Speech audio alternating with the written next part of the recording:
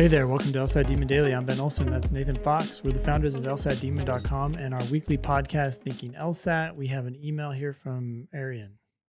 Hi, Ben and Nathan. When is it too late to use letters of recommendation from college professors after you've graduated? I graduated last year with the hopes of applying to law school this cycle. But thanks to your advice, I have decided the best decision for me would be to improve my LSAT score before applying. I have a 3.85 LSAC GPA, and my LSAT practice tests have ranged around the 150s, which I know I can improve this year before Logic Games is taken away. Logic Games is my best section. When I apply next cycle, would it be wise to replace one of my letters of recommendation with a recent one from my current employer? I work for the university I attended, but I believe letters from old college professors will be more impactful due to my better rapport and history with them. Thank you, everyone at the Demon Team, for all you do. Arien. Look, I think a letter that is more strongly written because you know the writer better is more important than the timing of the letter. Yep, I totally agree. I mean, 1 or 2 or 3 or even 5 years out of college, I don't think that there's anything wrong with using those old letters of recommendation. Nothing impresses academics more than other academics.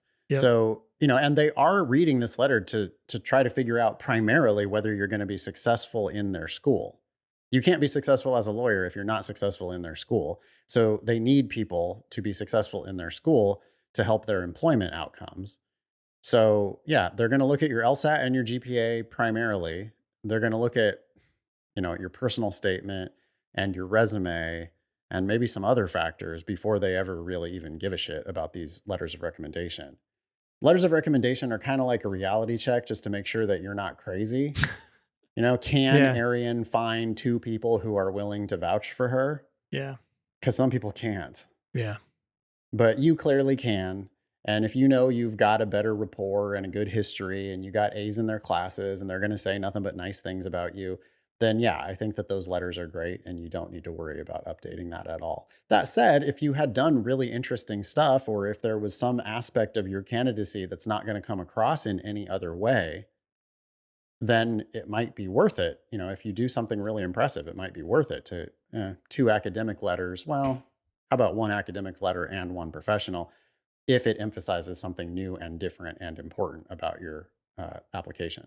Also, you can always ask for it and then decide not to use it, right? So you could ask for it. And a lot of people like to share the letter they wrote. They don't have to, but they like to. And so you might see these letters and actually decide, hey, you know what? This one sounds fucking amazing. I'm going to send that one. Mm-hmm. You can always get all of them in your LSAC record. Then when you apply, you can choose which letters to send to which schools.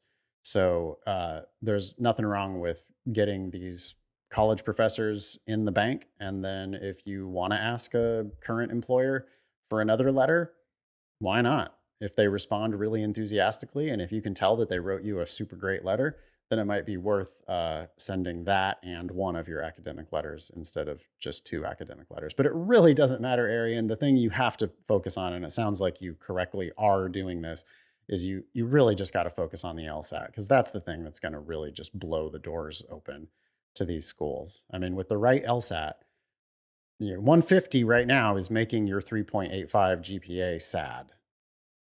3.85 is pretty solid.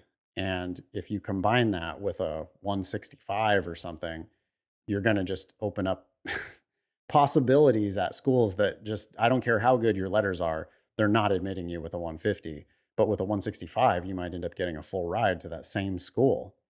That's how important the LSAT is. So I'm glad you're focused on that. Email daily at lsatdemon.com if you'd like to ask us a question or share some LSAT or law school admissions news. Thanks for listening.